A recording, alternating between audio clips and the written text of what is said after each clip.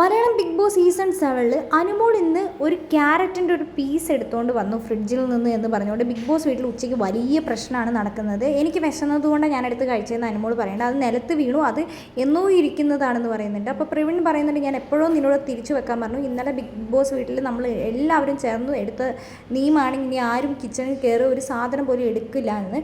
ജിസയിലും അതേപോലെ തന്നെ ആര്യനും ഇനി കിച്ചണിൽ കയറില്ല എന്ന് വരെ നമ്മൾ തീരുമാനിച്ചാണെന്ന് പറയുന്നുണ്ട്. ആ സമയത്ത് അനുമോൾ അക്ബറിനോട് വന്ന് നല്ല രീതിയിൽ ഫൈറ്റ് ചെയ്യുകയാണ്. അക്ബറിനോട് പറയുന്നത്, നീ ഈ ബിഗ് ബോസ് വീട്ടിൽ എന്ത് കണ്ടൻറ്റാണ് ഉണ്ടാക്കണത്? അപ്പോൾ അക്ബർ പറഞ്ഞു, ഈ ക്യൂട്ട്നെസ് വാരി വിതറുകയല്ലേ. ആ സമയത്ത് ആര്യൻ മസ്താനീനെ വിളിക്കുന്നുണ്ട്, ഇങ്ങോട്ട് വാ എന്ന് പറഞ്ഞു. ഇപ്പോൾ മസ്താനി ഇപ്പോൾ അക്ബറിൻ്റെ വലം കൈയാണ്, അതുകൊണ്ട് തന്നെ മസ്താനി വേഗം വരുന്നുണ്ട്. അപ്പോൾ ആര്യൻ പറയുന്നുണ്ട്, ഉന്ത് എന്ന് പറയുന്നുണ്ട്. അങ്ങനെ അനുമോൾ നിൽക്കുമ്പോൾ അനുമോളുടെ മേത്തേട്ട് പോയിട്ട് ആര്യൻ വീഴുന്നുണ്ട്. അനുമോൾ അവിടെ നിന്ന് ഇങ്ങനെ മാറുന്നുണ്ട്.